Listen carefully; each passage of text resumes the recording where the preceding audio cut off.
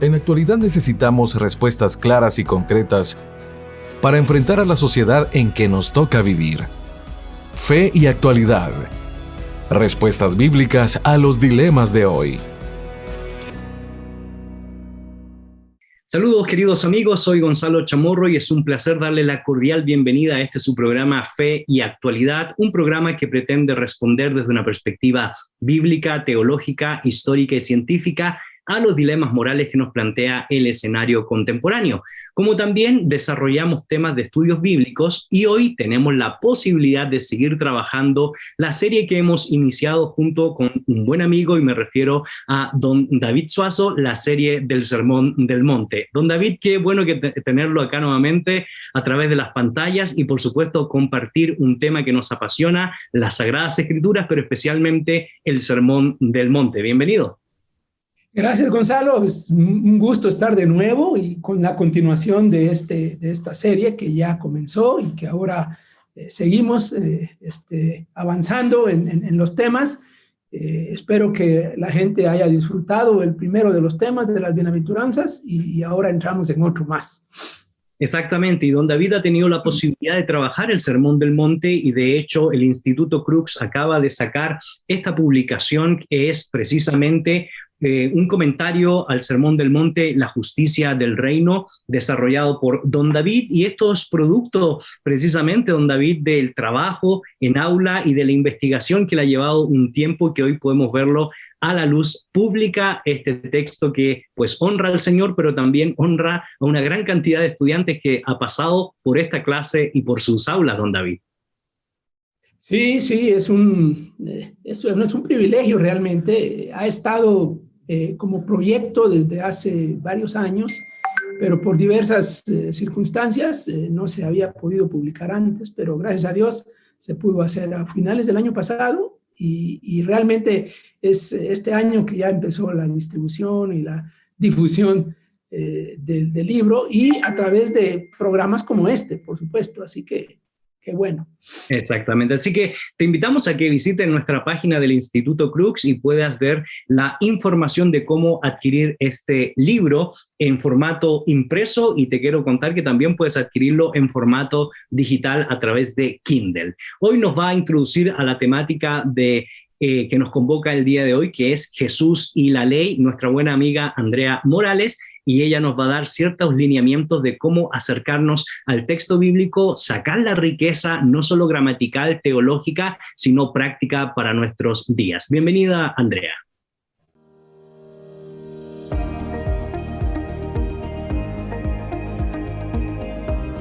El tema del día. A los primeros 5 libros que conforman el Antiguo Testamento se les llama Pentateuco o Torá, y Torá se traduce como ley. Originalmente esta palabra tuvo un significado de instrucción autoritativa. Según el uso que se le da en las Escrituras, la ley significa la voluntad de Dios revelada respecto a la conducta humana. Dios le ha declarado al hombre lo que es bueno y lo que es malo. Por lo tanto, la ley hace referencia a una norma divina. La ley refleja el carácter de Dios, ya que sus mandamientos son justos y verdaderos. En toda la narrativa del Antiguo Testamento vemos un intento constante del pueblo de Dios por cumplir con los preceptos que la ley estipulaba. Pero como muchos de nosotros sabemos, todos fueron un intento fallido. No obstante, todo ese panorama cambió de manera absoluta con el nacimiento de nuestro Señor Jesús, ya que, como dice en Mateo 5:17, Cristo fue el cumplimiento definitivo de la ley. Pero, ¿qué significa realmente cumplir la ley? ¿Y a qué ley es la que Jesús se refiere? En el programa de hoy, Gonzalo Chamorro y el profesor David Suazo abordarán el tema Jesús y la ley. Puede responder nuestra pregunta del día: ¿qué relevancia tiene la ley para nuestras vidas? No te olvides de seguirnos tanto en Instagram como Facebook como Fe y Actualidad.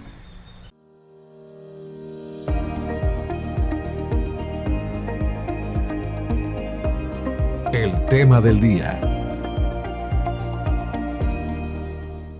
Ya estamos de regreso, queridos amigos. Soy Gonzalo Chamorro y hoy voy a tener una agradable conversación con don David Suazo, reflexionando sobre su más reciente libro, La justicia del reino, un comentario al Sermón del Monte. Y el tema que nos convoca el día de hoy, don David, es Jesús y la ley. Y hemos colocado en nuestras redes sociales de Fe y Actualidad, tanto en Instagram como en Facebook, la pregunta del día. Y básicamente, desde su perspectiva, ¿tiene alguna importancia la ley del Antiguo Testamento en el Nuevo Testamento y para la iglesia de hoy? Simple y sencillamente esperamos que usted pueda comentar la pregunta, que es muy breve y muy concreta, y por lo tanto esperamos una respuesta también específica a la pregunta. ¿Tiene alguna importancia la ley de Dios, específicamente la Torá o la ley del Antiguo Testamento? Pues estaremos dilucidando e intentando responder a lo largo de este programa, don David, porque es interesante que hoy en la actualidad hay ciertos grupos, y antes de entrar de lleno al tema del Sermón del Monte y con esta temática que nos convoca,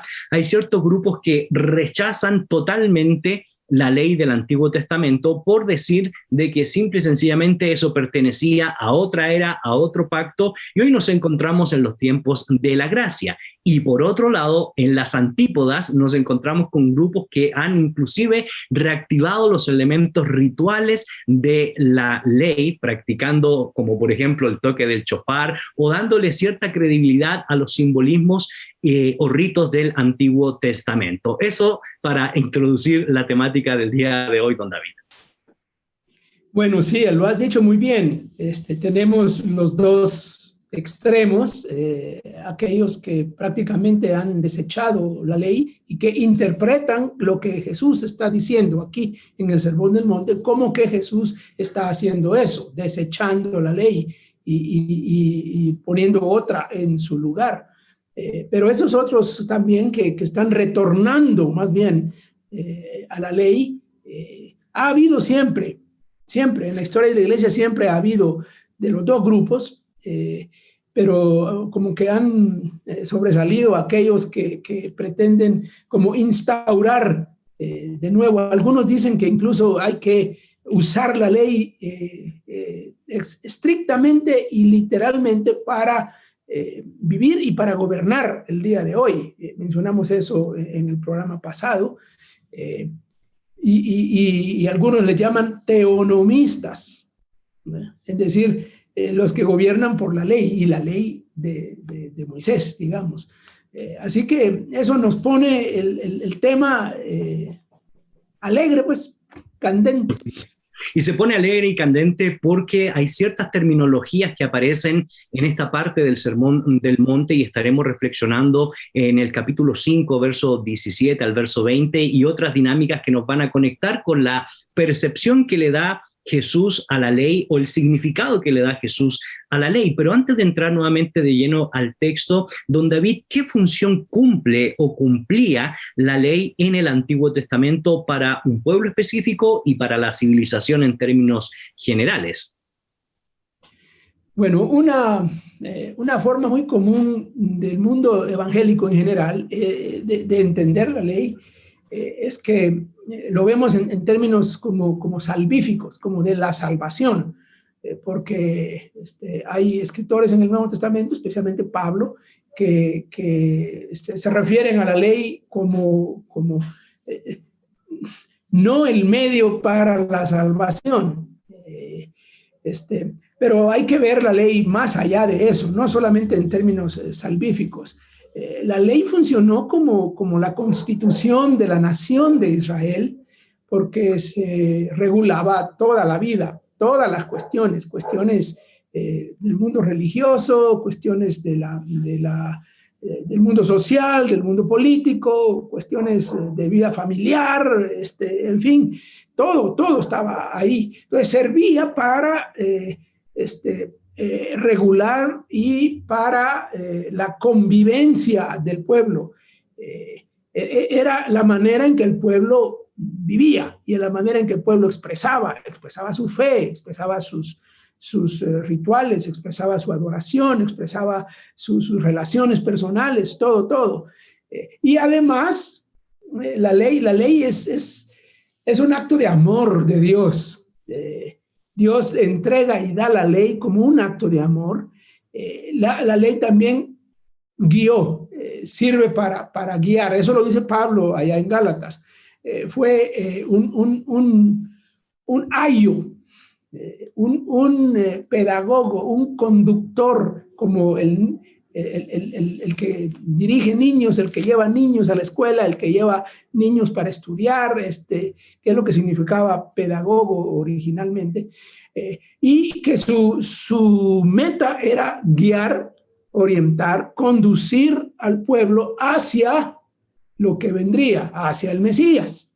Correcto. Es justamente donde estamos ahora. Es interesante, don David, este debate que se ha dado a lo largo de la historia y con mucho énfasis en estos días sobre el fin de la ley, el cese de la ley o continuar con el uso de la ley, porque usted nos ha clarificado algo que es fundamental, queridos amigos, y es que, por un lado, el concepto salvífico y su relación con la ley para Pablo tiene una conclusión muy lógica. Por la ley no podemos adquirir la salvación porque nadie puede cumplirla, no hay ninguno que sea justo. Romanos capítulo 1, verso 18 en adelante hace toda una descripción de la condición humana y de hecho uno piensa, por ejemplo, en la problemática de Pablo con la iglesia de Galacia, que escribe una carta a los Gálatas, donde comienza a predicarse un evangelio diferente y pareciera que dentro de los procesos de salvación, don David, algunos incluían los ritos de la ley, que es el problema judaizante. Eso es por un lado, pero por otro lado, llama mucho la atención, pensando en Pablo, y antes de entrar al pensamiento de cómo Jesús interpreta la ley, Pablo dice que también la ley es santa y perfecta. Entonces, muchos a veces se confunden sobre esa dinámica y se hacen la pregunta, bueno, ¿a qué ley se refiere el apóstol Pablo cuando dice que por un lado por la ley somos malditos y por otro lado está expresando que la ley es santa y perfecta? Pareciera que hubiera una incongruencia si uno no estudia todo el contexto y el significado que hay detrás de esas expresiones, don David. Claro, si solo la vemos en términos soteriológicos, salvíficos, vamos a sacar una conclusión y vamos a sacar la conclusión de que la ley caducó y con alguna razón ya no funciona para ese propósito. De hecho, nunca funcionó para ese propósito. Pero si a la ley la vemos como ese marco legal, social, jurídico, cultural, todo, como ese gran marco de referencia para el pueblo, vemos que la ley, de hecho vamos a ver lo que hace Jesús aquí en el Sermón del Monte con eso, y veremos que no, que en ese sentido la ley sigue siendo un referente, un marco de referencia, solo que visto, entendido, interpretado de una manera distinta. Correcto. Entraremos al texto para masticar, ¿verdad?, todo el contenido bíblico, gramatical, teológico que nos presenta el Señor Jesucristo en el sermón. Y sin embargo, para poder recordar un poco lo que estuvimos viendo en el primer programa, don David, y poner en contexto a nuestros televidentes, no podemos dejar de olvidar que el Sermón del Monte le antecede el anuncio del reino de los cielos, la convocatoria que hace el Señor Jesucristo a arrepentirnos, y parte de las bienaventuranzas que pudimos estudiar, y le invitamos a que, si usted no ha visto ese programa, pueda ingresar a nuestras redes sociales de Fe y Actualidad y ver la transmisión que hay guardada en las diferentes páginas o medios de comunicación, y así ponernos en contexto. Pero es interesante que uno de los elementos que usted expresó en el programa pasado, que resaltan en las dimensiones morales del reino de Dios, es la temática de la justicia. Y casualmente usted ha titulado el libro que ha publicado La justicia del reino, porque se constituye en un distintivo, el distintivo donde la justicia ya aparece en el verso 6, en el verso 10 del capítulo 5, y está relacionada al reino de los cielos, verso 3 y verso 10. Así que es un elemento importante, porque la justicia no es un concepto que surge a partir del Sermón del Monte, sino que es un concepto que la antecede a toda la tradición en el Antiguo Testamento. Sí, la ley de Moisés se entendería exactamente como la justicia. La justicia, en términos, como mencionamos el programa pasado, En términos legales, jurídicos, los tribunales, los jueces, ahí está en la ley.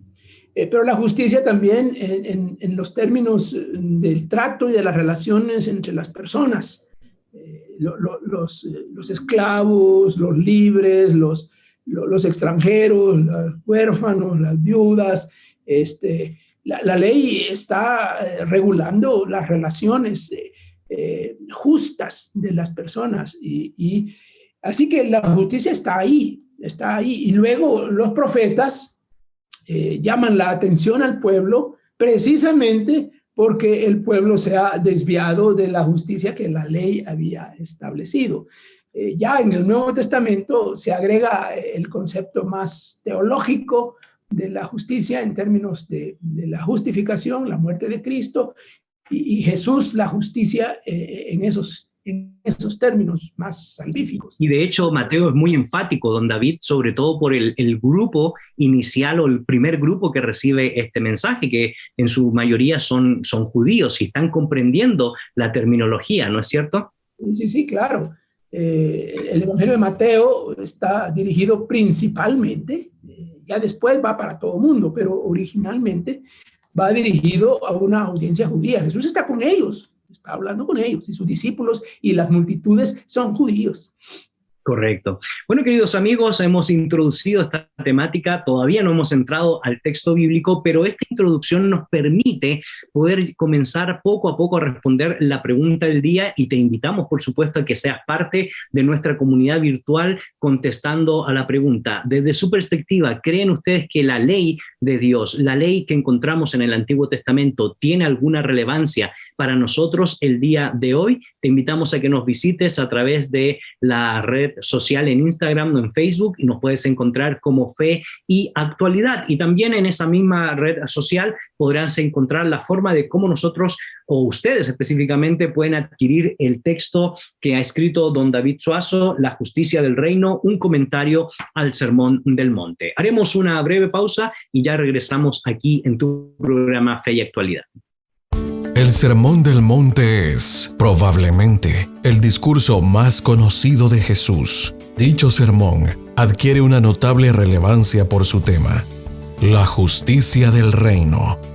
En este libro, el Dr. David Suazo no solo elabora un comentario exegético al Sermón de la Montaña, sino que también agrega sus particulares reflexiones pastorales, hermenéuticas y teológicas, según el contexto. En otras palabras, este libro nos exhorta a obedecer y a enseñar a obedecer la justicia del reino.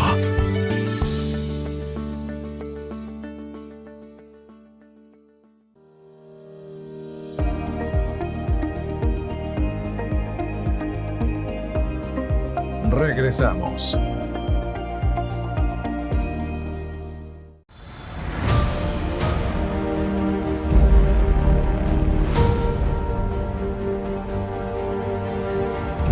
Mi nombre es Annelies Palma y es un gusto estar compartiendo con ustedes este espacio. Que Canal 27 ha contribuido eficazmente en la expansión del reino de Dios en Guatemala. Y así como ha bendecido mi vida y la suya, pueda llegar a más hogares guatemaltecos y que pueda cumplir esa visión de ser esa señal de bendición para expandir el reino de Dios.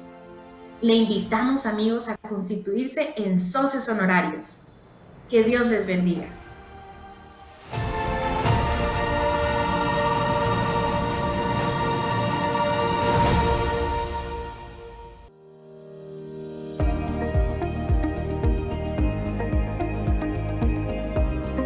Continuamos.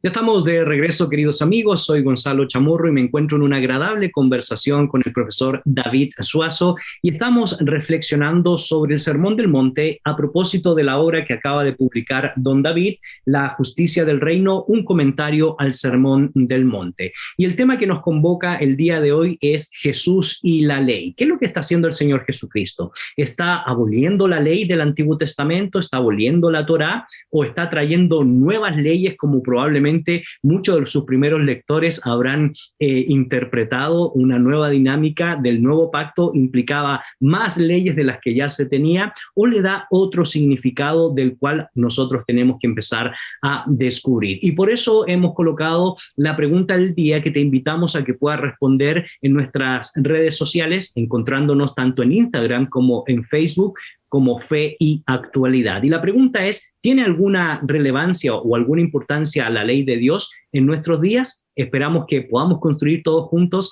conocimiento y, por supuesto, aportar a cada uno de nuestros oyentes que nos están sintonizando a través de esta pantalla y a través de nuestras redes sociales. Don David, una de las dinámicas que desarrollamos en el primer segmento de este programa es poder comprender a grandes rasgos el uso de la ley tanto en el Antiguo como en el Nuevo Testamento, hacer sus matices y distinciones que se dan tanto desde una perspectiva soteriológica o salvífica, y poder tomar en consideración que la ley es mucho más que esa relación con la salvación, tiene que ver con los hitos morales, tiene que ver también con ciertas dinámicas rituales. Por eso hay que ponernos en contexto. Y ya esto nos da la posibilidad de entrar al texto bíblico, y a mí me llama mucho la atención porque después que el Señor Jesucristo ha hecho la invitación a que nosotros seamos luz del mundo y sal de la tierra, lo primero que hace es iniciar lo que vendría a ser, a partir del verso 17, el cuerpo más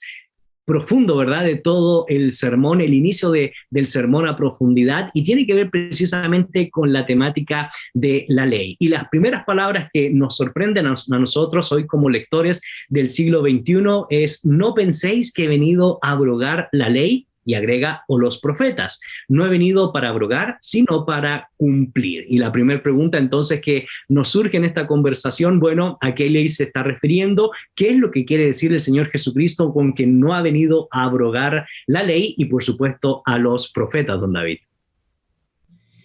Bueno, las primeras palabras del versículo 17, no piensen, no penséis que, es que eso pensaban. Uh-huh. Muchos de los seguidores de Jesús, al escucharlo, antes ya pensaban eso, y principalmente el liderazgo religioso, opositor, del que Jesús va a hablar mucho aquí en el Sermón del Monte.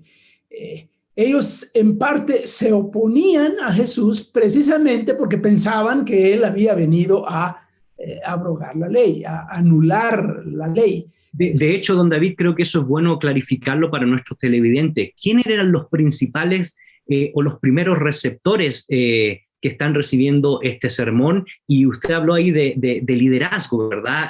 Que ahí hay cierta tensión que uno ve en el texto bíblico. ¿Cuáles son precisamente esas tensiones que se generan y a quiénes nos estamos refiriendo con el liderazgo de esa época? Bueno, en el comienzo del capítulo 5 se dice que habían multitudes y discípulos, como dos grupos, un grupo grande y un grupo pequeño. Entre las multitudes, es obvio porque eso pasa en otros lugares igual, están personas que pertenecen al liderazgo, el liderazgo religioso, tipificado por los fariseos principalmente, porque son los fariseos los que van a salir en el sermón. Uh-huh. Ellos van a aparecer más. En otros lados aparecen otros líderes, los escribas y gobernantes, en fin. Pero aquí son principalmente los fariseos. ¿Y por qué? Porque ellos eran los expertos en la ley. Precisamente, ellos eran los que sabían. Y Jesús sabe y reconoce que ellos se sientan en la cátedra de Moisés, dice, ¿no? Y enseñan la ley y aparentemente hacen un buen trabajo según Jesús mismo. Pero aquí Jesús está, son sus interlocutores ahí, como a la distancia. Porque no está como ejemplos, ¿verdad? En este caso, desde una perspectiva negativa en el verso 20, don David. Y bueno, ahí en adelante, especialmente en el capítulo 6, los primeros versículos del capítulo 6, son los malos ejemplos. Entonces, Jesús aclara, no he venido a anular la ley, ni los profetas. Bueno, interesante que él habla de la ley y los profetas aquí al mero comienzo del sermón, y luego cuando termina el sermón, él vuelve a decir lo mismo. Esto es la ley y los profetas cuando habla de la regla de oro, que en algún momento llegaremos ahí más adelante. Pero es la ley y los profetas al comienzo y la ley y los profetas al final. Y en medio hay un montón de otras enseñanzas de Jesús. Así que no he venido a anular ni a abrogar, sino a cumplir. ¿Y qué significa cumplir? Exactamente. Aquí está la clave. Muchos piensan que cumplir tiene que ver con las profecías del Antiguo Testamento que se cumplen con Jesús, y que eso significa cumplir. Bueno, en cierto modo sí, eso significa cumplir. Otros piensan que es la obediencia completa, que solo Jesús ha hecho la obediencia total y completa de la ley, es decir, la cumplió completamente porque lo obedeció todo. Bueno, es otra manera de ver el cumplimiento, pero realmente por lo que sigue después, en los ejemplos que Jesús pone de la ley en los siguientes versículos, lo que uno entiende, cumplimiento aquí significa darle a la ley el pleno sentido, el completo sentido, lo que realmente significa. Porque él va a hablar, oísteis que fue dicho, pero yo os digo. Entonces hay como que hay una enseñanza y un cumplimiento inicial, superficial, y otro más profundo. Bueno, de ese profundo es de lo que Jesús va a hablar. Por eso es que los ejemplos son bien difíciles. Correcto. Porque estaban acostumbrados a trabajar la superficie. No matarás. Bueno, no matarás. Literalmente no matarás y ahí se acaba todo. Yo no he matado a nadie, ya cumplí la ley. Pero yo os digo, dice Jesús, que cualquiera que le diga necio a su hermano ya es culpable. Ahí sí, ya, eso sí llegó profundo, ¿no? Exactamente, y esto es interesante, don David, porque cuando uno lee el verso 17 y el verso 18, donde es muy enfático, ¿verdad?, de cumplir a cabalidad la esencia de la ley, ese es precisamente el tema, volver a lo esencial, no quedarnos en la periferia, no desarrollar más leyes como lo hacían los fariseos. Y claro, uno lee, por ejemplo, todo Mateo 23, una serie de ayes donde los escribas y fariseos, y especialmente los fariseos, ponían cargas que ni ellos mismos podían cumplir. Entonces, la dinámica que uno ve en el texto bíblico es que al parecer, tanto en la época de los profetas como en los tiempos de Jesús, las personas, el liderazgo había olvidado la esencia de la ley, y el Señor Jesucristo tiene esa preocupación, don David. Sí, por supuesto. Y la esencia es lo que hay que ir más a fondo. De eso es lo que hace Jesús. Lo que había pasado con el liderazgo religioso en general, pero con la cultura en general, la población y todo el mundo, es que la ley se había convertido en un fin en sí mismo. Es decir, como que todo giraba alrededor de la ley, y que todo tenía que medirse así, y como que la persona existía para cumplir la ley, como que la persona existía para que la ley siguiera. Y Jesús lo dice más adelante en alguna otra reunión con los fariseos, de que hablando del día sábado, por ejemplo, el sábado, el hombre no fue hecho para el sábado, sino el sábado para el hombre. Y ahí está el principio. La ley no es un fin en sí mismo, la ley es un medio para alcanzar la justicia del reino. Justamente de eso se trata. El fin sería la justicia del reino, no la ley. La ley sería el medio, pero la ley entendida en estos términos, porque la ley superficialmente entendida no llevaría a la justicia del reino, simplemente guardaría las apariencias, que era lo que estaba pasando.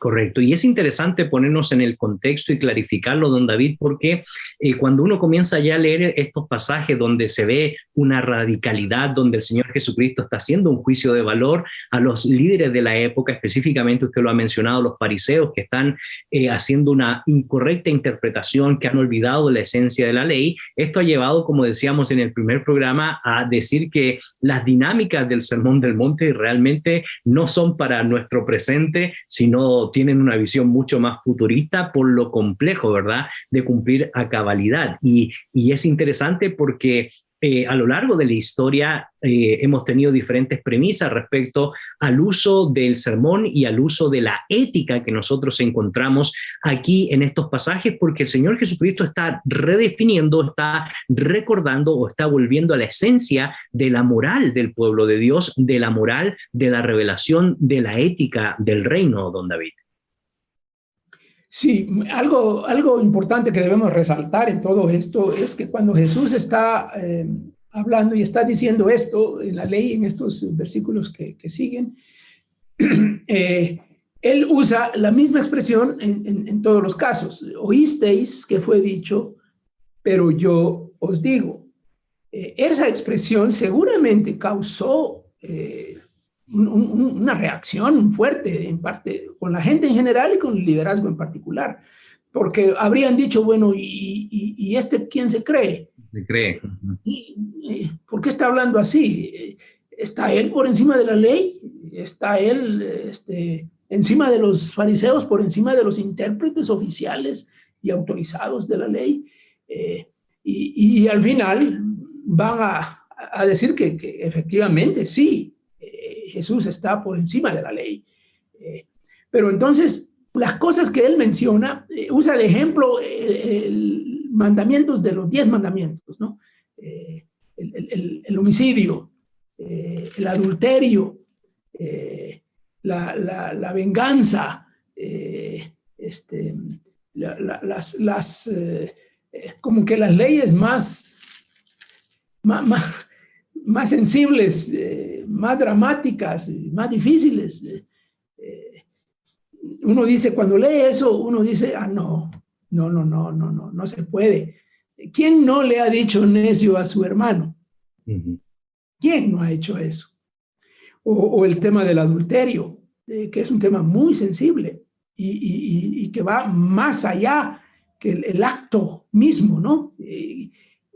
Es tan sensible que son cosas de las que no se habla. Nuestra cultura es una cultura que promueve lo que Jesús está advirtiendo aquí. Con solo mirar. Hoy, ¿quién no mira?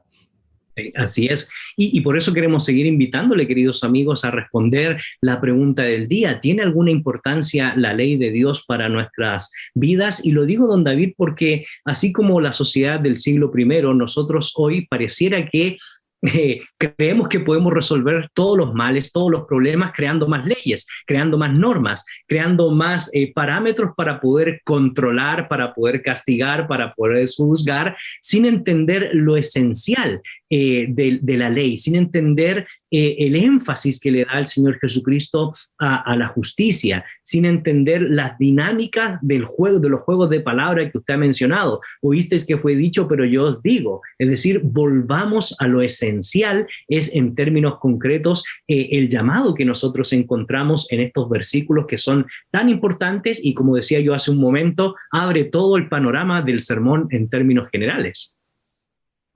Sí, y hablando de la justicia, porque los versículos anteriores, antes de que Jesús use los ejemplos de la ley, él dice ahí, si vuestra justicia no fuese mayor que la de los escribas y fariseos, no puedes entrar al reino de los cielos. Y bueno, y luego lo que sigue es una serie de ejemplos de la ley. Entonces, la justicia del reino en términos de la ley. ¿Cómo se ve la justicia del reino en la ley? Correcto. Y porque se intenta responder a eso, ¿verdad? ¿Cuál es la relación de la justicia con la ley, don David? Exactamente. Y entonces estas cosas que él dice, por ejemplo, resolver los conflictos, el homicidio, ¿no? Que lleva termina con esa ilustración de si tienes un conflicto con tu amigo y llevas la ofrenda al altar, deja la ofrenda y resuelve el conflicto y luego después vienes y es bien importante y tan difícil. Casi que Jesús está diciendo que no tenemos derecho de adorar al Señor si no resolvemos los conflictos que tenemos. Imagínense.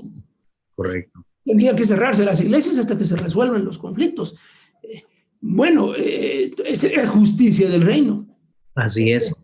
Así. Don David, nos quedan 2 minutos para terminar este segmento, pero hay algo muy puntual que me gustaría escuchar a viva voz de su parte, porque uno ya comienza a ver en estos pasajes la radicalidad que trae Jesús respecto de cómo debe comportarse y dirigirse el discípulo. Y lo digo porque, pues, en el verso 19 es muy aleccionador el texto, en el sentido de que cualquiera que enseñe esto de manera errónea tendrá un juicio concreto, y cualquiera que los enseñe de manera correcta o positiva heredará el reino de los cielos. Es decir, aquí no hay más o menos, aquí no hay términos medios, o somos o no somos, y esta dinámica, ¿verdad?, nos genera un diálogo interesantísimo, y esa respuesta es la que me gustaría escuchar después de esta breve pausa que haremos, sin antes no dejar de recordarte la importancia de poder adquirir el último texto de don David, La justicia del reino, un comentario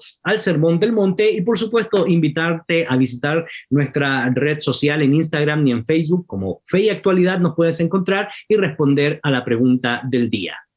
No se desconecte de la sintonía. Regresamos.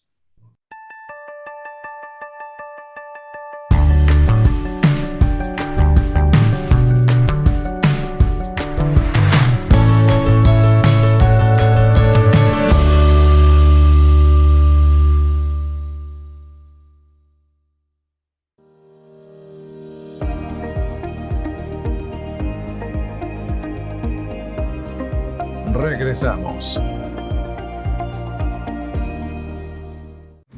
Juntos podemos ser la luz de Cristo. Constitúyase como socio honorario e iluminemos juntos a Guatemala con la palabra de Dios. Canal 27. Predicamos la verdad.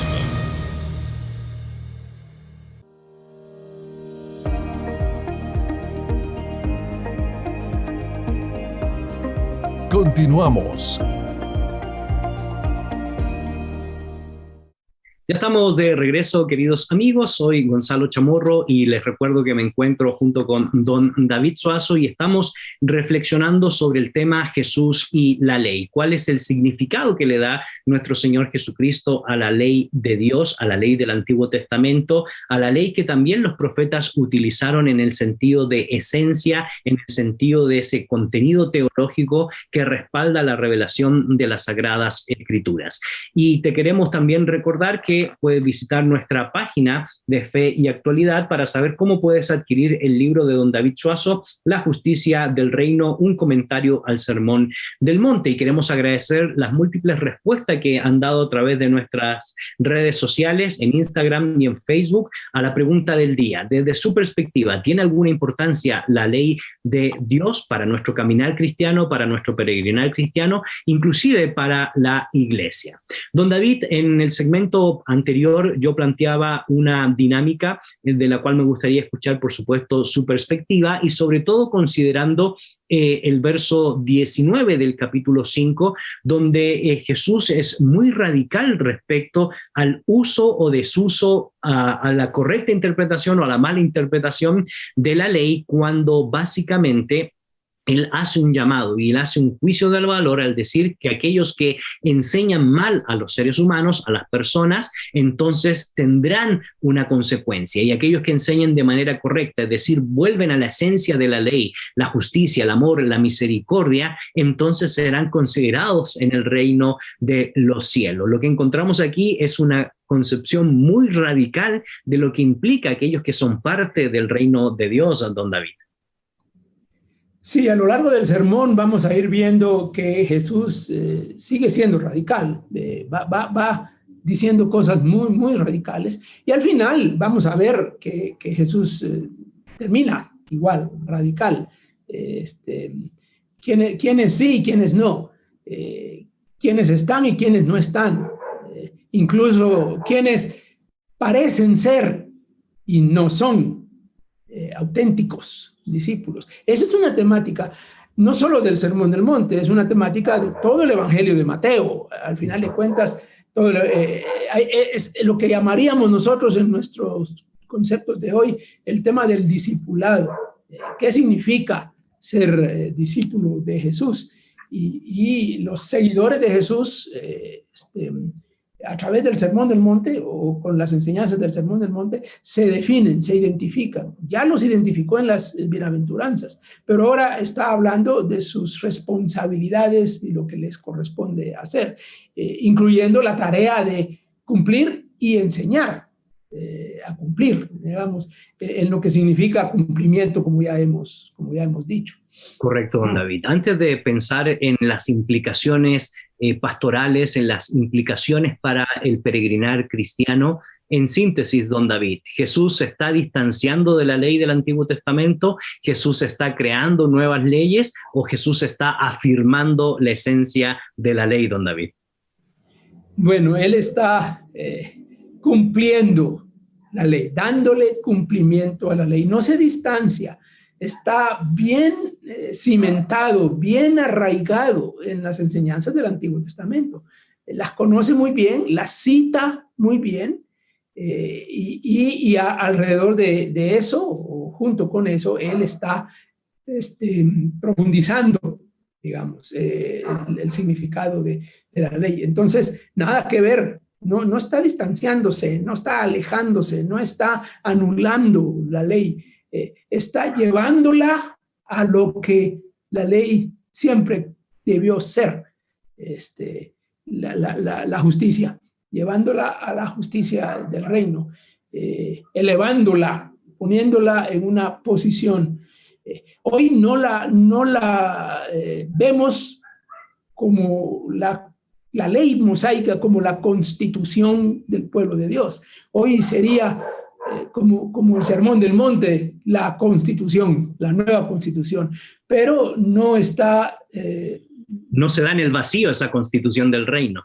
Desligada de la ley. Sí. Exactamente. Bueno, queridos amigos, ya saben, y también queremos saber sus perspectivas y por eso le invitamos a que sigan respondiendo a la pregunta del día. ¿Tiene alguna importancia la ley de Dios para nuestra congregación, para nuestras iglesias, para nuestra comunidad de fe y sobre todo para nuestro peregrinar cristiano? No se olvide en buscarnos en nuestras redes sociales de Fe y Actualidad, en Instagram y en Facebook. Bueno, don David, ¿cómo aplicamos entonces esto para nosotros hoy día? ¿Cuáles serían los estándares de la justicia del reino de Dios en relación a nuestro concepto de la ley en la iglesia, en nuestro caminar cristiano y cómo nosotros deberíamos aplicar el sentido de que Cristo vino a cumplir la ley, no a abrogarla, sino que a cabalidad pudiera desarrollarse en el diario vivir, don David? Conclusiones, desafíos, reflexiones pastorales, teológicas y, por supuesto, misionológicas.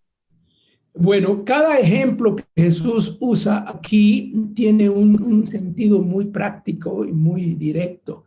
El tema del homicidio, las relaciones, los conflictos. Bueno, dime cómo resuelves tus conflictos y te diré si eres un discípulo del Señor o no. Eso está duro. El adulterio, la conducta sexual tiene que ver con la justicia del reino. La cultura es una cultura que promueve lo contrario de lo que Jesús está diciendo aquí.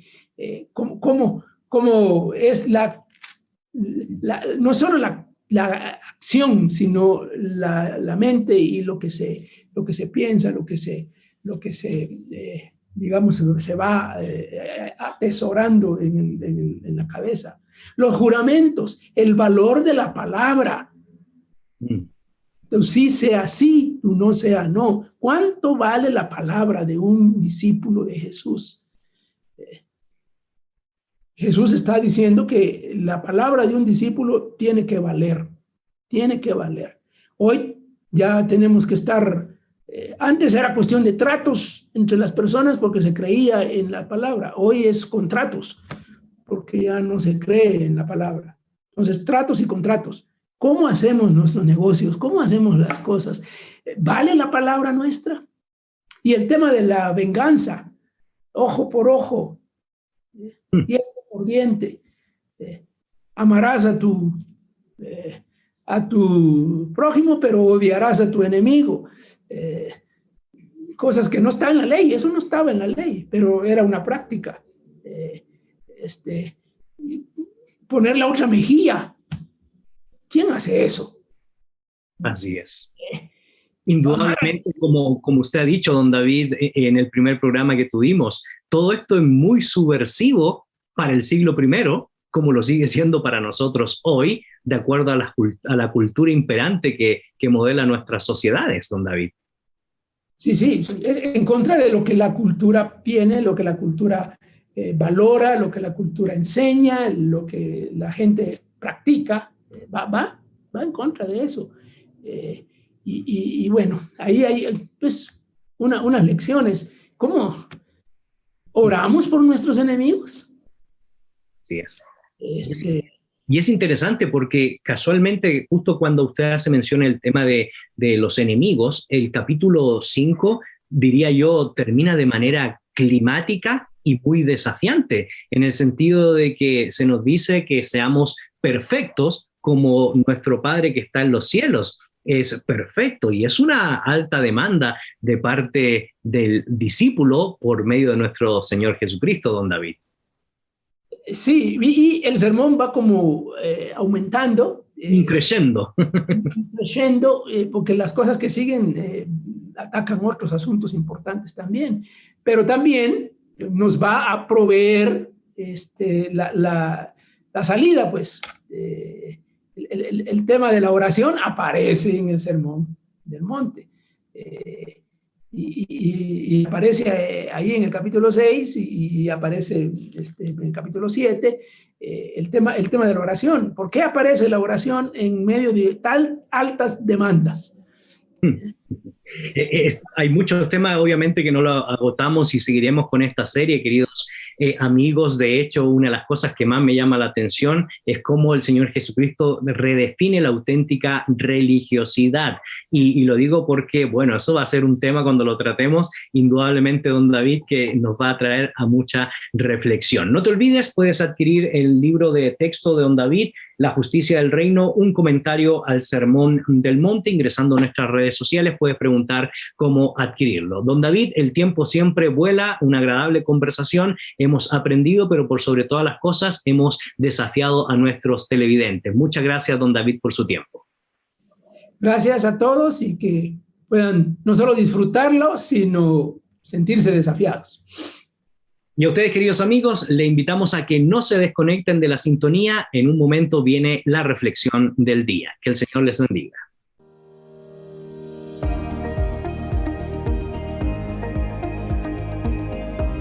La reflexión con Gonzalo Chamorro. Saludos, queridos amigos, bienvenidos a la reflexión de fe y actualidad. Hoy quisiera compartir con ustedes la vida de uno de los personajes importantes, por lo menos los 10 primeros años después de la ascensión de nuestro Señor Jesucristo en la iglesia de Jerusalén y en la formación de la misma. Me refiero al hermano del Señor Jesucristo, Jacobo, conocido por nosotros como Santiago. Es más, hay una carta dirigida a los judíos cristianos de la diáspora que nosotros la conocemos canónicamente como la Epístola de Santiago. En esta carta, el apóstol Santiago pretende animar y exhortar a aquellos judíos cristianos que viven fuera de la Palestina del Señor Jesucristo y el contexto donde ministró el Señor Jesucristo y que han llegado a los pies del Señor, escuchando por supuesto la predicación del apóstol Pedro en Pentecostés y llegando a los pies del Señor. Pues Jacobo, el hermano del Señor, no solo escribe esta carta, que algunos la sitúan entre el año 45 y el año 49 escrita, siendo uno de los primeros textos junto con las cartas del apóstol Pablo dirigido a la iglesia de Galacia. Una de ellas era dirigida para los judíos de la diáspora, Santiago, y la otra, en el caso del apóstol Pablo, dirigida a los primeros gentiles en el Ponto, Galacia. Interesantemente, el mensaje que nos trae el apóstol Santiago no podemos dejarlo nosotros de omitir para nuestra vida cristiana, para nuestro peregrinaje como hijos e hijas de Dios, porque resulta de suma relevancia este mensaje que tuvo eco en los primeros 10 años de la iglesia de Jerusalén y por supuesto tuvo eco o tiene eco para nosotros el día de hoy. Antes de entrar de lleno al mensaje que nos trae Santiago, les quiero recordar que él no solo fue uno de los líderes prominentes de la iglesia en Jerusalén, sino que también fue uno de los líderes que dirigieron el famoso concilio en Hechos capítulo 15. Concilio donde se nos recuerda y se nos enseña que la ley no puede salvar a nadie, pero la ley sí es importante para vivir los preceptos morales como cristianos. En ese sentido, lo que hace Santiago es darle 3 ejemplos concretos a la comunidad judía de la diáspora. Comunidad que básicamente estaba viviendo serios problemas. De hecho, el capítulo 4 dice en términos retóricos, ¿de dónde vienen las guerras y los pleitos entre vosotros? ¿No es de vuestras pasiones las cuales combaten en vuestros miembros? Y el texto bíblico dice que ellos codician, que ellos arden de envidia, que no pueden alcanzar las cosas que piden porque piden mal para gastar en sus propios deleites. Y en ese sentido, la palabra del Señor a través del apóstol Santiago nos enseña 3 principios a seguir. El primero de ellos está reflejado en el capítulo 4, verso 7 en adelante. Y la primera fuente de nuestro compromiso cristiano, de nuestro comportamiento cristiano, es someterse a Dios. La clave del sometimiento a Dios es fundamental. No podemos decir nosotros que somos auténticos cristianos, no podemos decir nosotros que somos auténticos hijos de Dios si no nos estamos sometiendo a la voluntad de Dios. Y esta relación la dejó muy clara el Señor Jesucristo en el Sermón del Monte, en el capítulo 6 de Mateo, en los últimos versículos. Buscad primeramente el reino de Dios y su justicia, y lo demás vendrá por añadidura. Así que el primer mensaje del apóstol Santiago a la comunidad judía cristiana de la diáspora es que nos sometamos a Dios. El segundo principio que nos enseña el apóstol Santiago es, en el mismo versículo 7 del capítulo 4, es a resistir al diablo. ¿Por qué? Porque él huirá de vosotros. Así que la clave para resistir al diablo está íntimamente conectada con el verso anterior, es decir, someternos a Dios. Si no nos sometemos a Dios, entonces no podremos resistir al diablo o no podremos resistir al enemigo.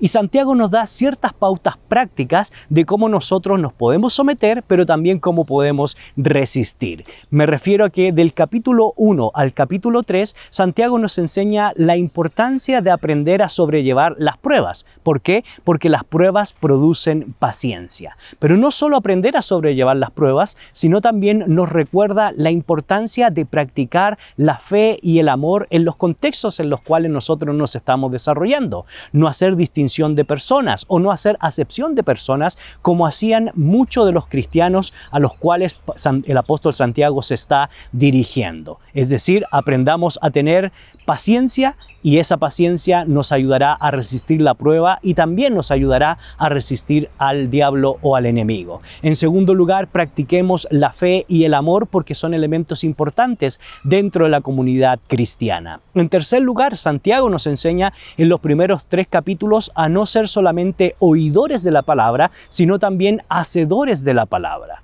Es decir, de nada nos sirve a nosotros tener un cúmulo de conocimiento de las Sagradas Escrituras si no lo estamos llevando a la práctica, si no lo estamos llevando a dimensiones concretas de las relaciones humanas en el diario vivir, en el diario actuar, en las instituciones educativas donde trabajamos, en la vecindad y por supuesto en la comunidad de fe en la iglesia. Sometámonos a Dios, resistamos al diablo. ¿Y cómo? No se olvide, soportando con paciencia la prueba. En segundo lugar, practicando la fe y el amor dentro de la comunidad cristiana. En tercer lugar, no se olvide, no sea solo oidor de la palabra, sino también hacedor de la misma, porque la práctica es fundamental llevarla a elementos concretos de la vida cotidiana. No solo se trata de memorizar la Biblia, sino que esa memorización nos debe llevar a un auténtico cambio en nuestros estilos de vida.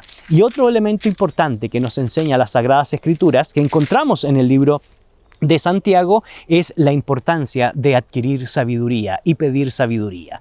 No se olvide que Santiago escribe como el proverbista. El proverbista nos enseña en la literatura sapiencial que hay dos caminos: el camino de los buenos y también el camino de los malos.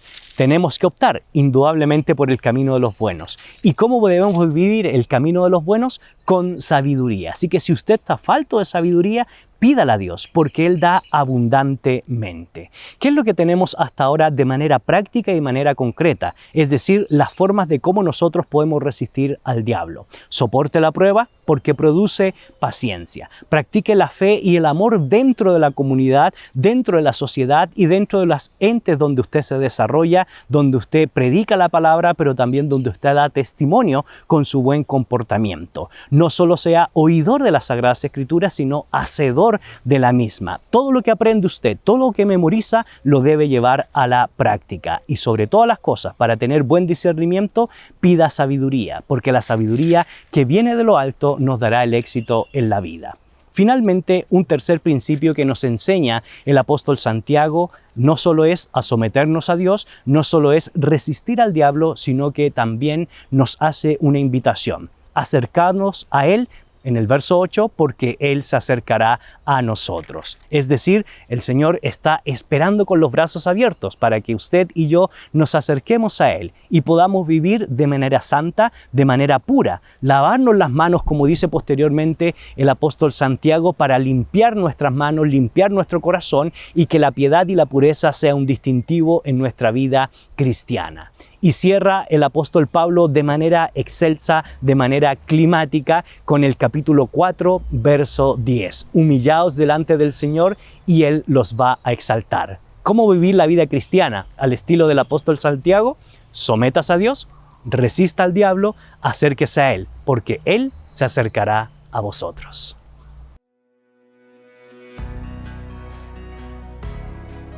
En la actualidad necesitamos respuestas claras y concretas para enfrentar a la sociedad en que nos toca vivir. Fe y actualidad. Respuestas bíblicas a los dilemas de hoy.